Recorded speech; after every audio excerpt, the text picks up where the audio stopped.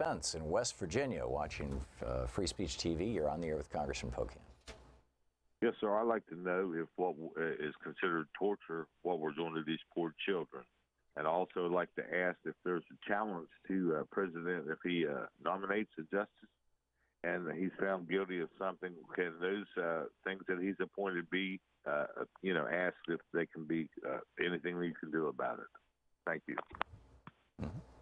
Yeah, Spence. So I'm not sure if something happens, President, you can go back for folks who've already gone through it. But I think your point on what this is doing to the children is something that really is a unifying issue among lots of different people, including Republicans out there. I mean, we know that when you separate your children from their parents, and we still have several thousand not reunified thanks to Donald Trump's policies, that it's going to have long-term impacts on people. And it probably is. It's definitely cruel, and the question is, could you call it torture?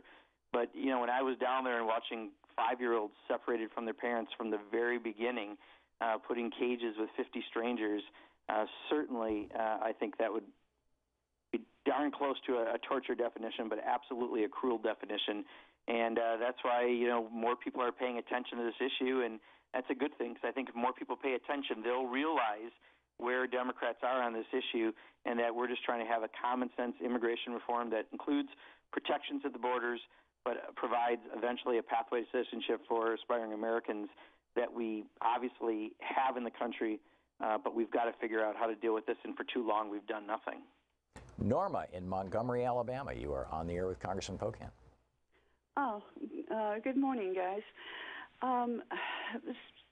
Congressman Pocan, in this budget that they keep saying that we're broke and that we have to take money from Medicaid, take money from Medicare, take money from Social Security so that we can cover the bills, why doesn't anybody talk about how much we subsidize the health insurance premiums so that these CEOs can be happy?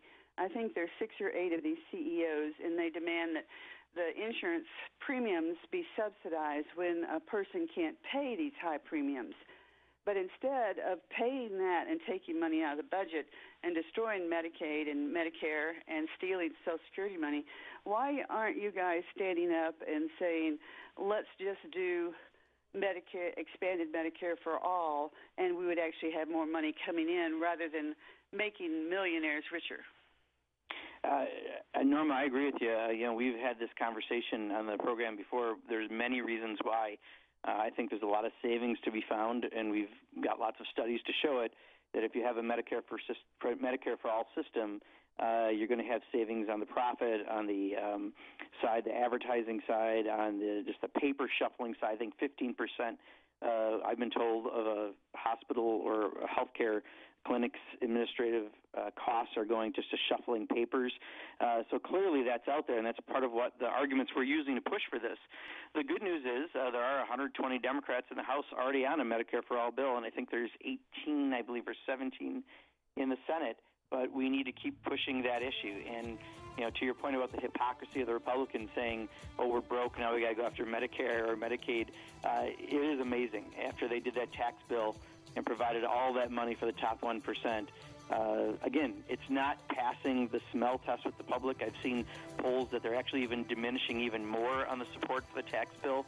I think we're at a good point in history on this. It's just one where we have to keep the pressure on, especially for elected officials, should we take the majority.